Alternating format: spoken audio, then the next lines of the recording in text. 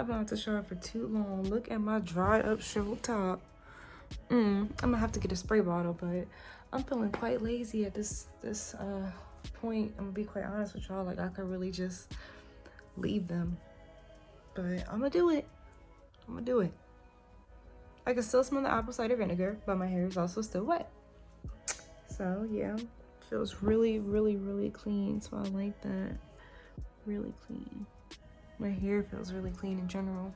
Nothing came out, of course. Look at all these. I know this marrying is about to be crazy. So I'll just go ahead and do it now. So I'm gonna have to break this up into two parts, you guys. I just don't want it to be too long because I really want to actually show the wash process and I want to actually show the retwisting process. So I don't want it to be too long. So this is gonna be two parts. So stay tuned for part 2 of the actual retwist. Thank you for watching. Go ahead and hit subscribe if you haven't already. And I will see y'all on part 2.